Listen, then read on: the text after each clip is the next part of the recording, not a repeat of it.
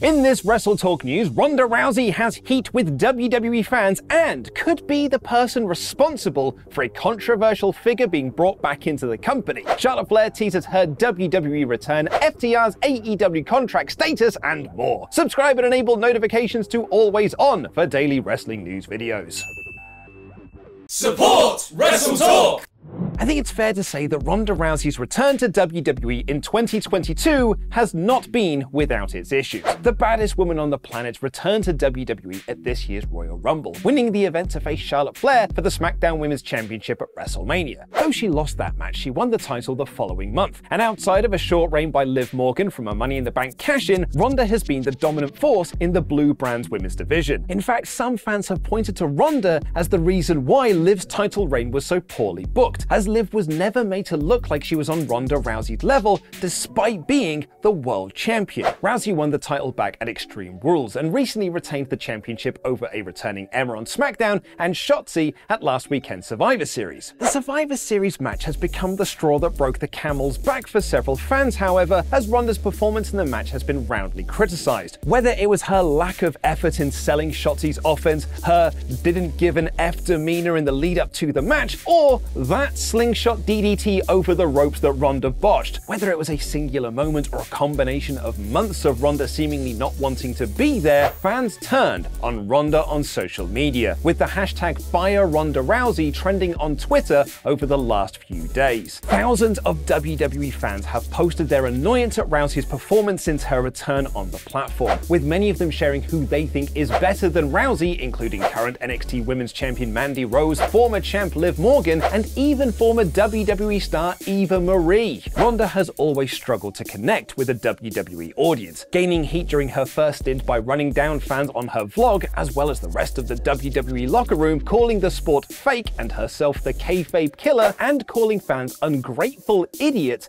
in a 2021 Twitter post about Bray Wyatt. In fact, it was reported back in February, following her rather subdued and uninterested promo delivery on Raw, that she had to be taken aside backstage to be spoken about her on-screen attitude and her letting WWE fans' animosity towards her affect her performance. Dave Meltzer at the time said Ronda Rousey hates the fans because of them turning on her, but you have to let that go. I know people talk to her about certain things. And it has since come out that a recent controversial return to WWE was a Ronda Rousey call, which might not help her case with some fans.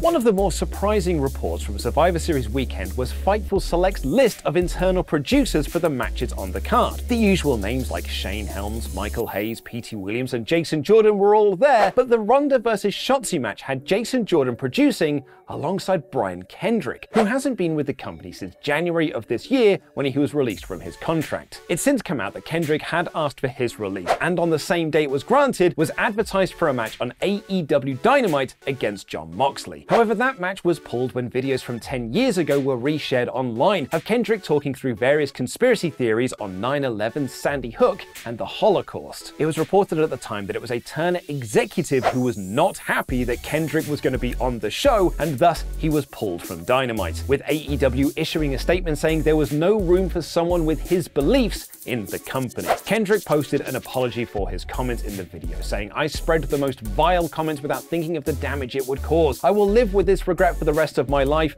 I am truly sorry for the pain I have caused." Unlike the very public outcry for Kendrick to be removed from Dynamite in February, it hasn't quite been so loud for his WWE return. Though this is likely because he was advertised for a match on Dynamite on social media, while the news of him being a backstage producer in WWE is only known by those who are subbed to Fightful Select or awesome folks like you who watch cool videos like this. It was reported that this was a tryout for Kendrick as a producer in WWE, but there's been little said about how successful he was in that role. Although, being that the Ronda Shotzi match has been the most heavily criticized from Survivor Series, I Can't imagine that it went well. But it's now been revealed by Dave Meltzer on Wrestling Observer Radio that it might not have been a tryout after all. He said Ronda asked him to be brought in for her match with Shotzi, so he was in on Saturday. And it was not a hire. You could say it was a tryout. I wouldn't say it wasn't a tryout, but it really wasn't like a normal tryout. It was more like Ronda Rousey asked him to help produce. Jason Jordan also produced it, but she asked for Brian Kendrick to be brought in, so they brought him in. PW Insider reported that Kendrick was not brought back to produce any of the matches on Monday's Raw. We'll have to wait and see if he's listed for any of Ronda's future matches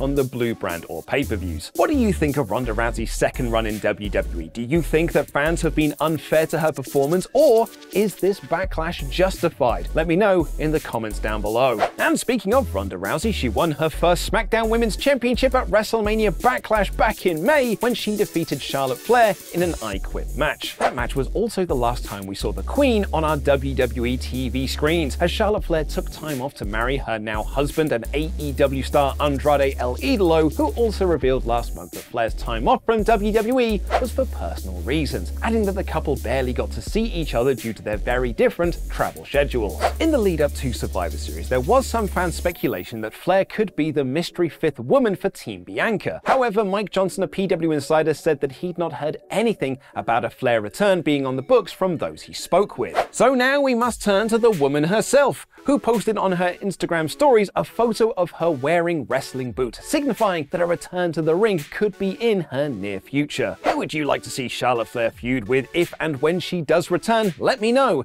in the comments down below. And Flair might not be the only WWE return on the cards. Bobby Roode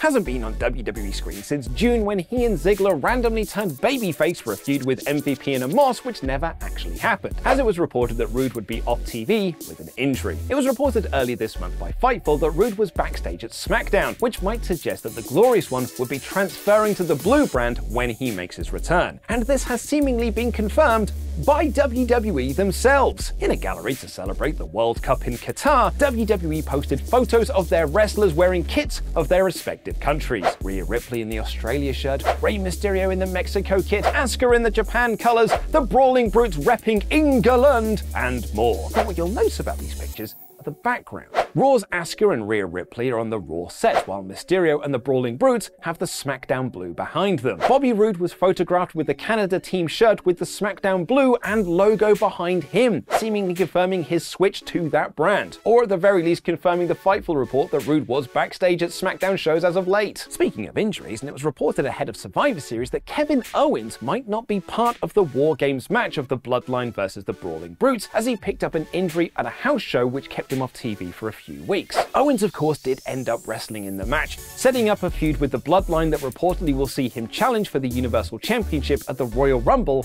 in January. However, according to Dave Meltzer on Twitter, Owens is still hurt, responding to a fan saying that KO was actually working through a sprained MCL. And lastly for today, there's been a lot of chat about the AEW future of the current ROH, AAA and IWGP Tag Team Champions, FTR. Dax Harwood and Cash Wheeler were granted their releases from WWE back in 2020 and debuted for All Elite Wrestling in May of that same year. Since then, the pair have won the AEW Tag Team Championships as well as hold gold in other promotions. However, there has been some fan backlash towards AEW and their booking of the team, as despite being one of the most popular acts in the company, FTR have not been in a feature tag feud for almost the entirety of 2022. Harwood himself joked about this while in the UK for New Japan's Royal Quest show, saying, "Tony Khan, we still work for you.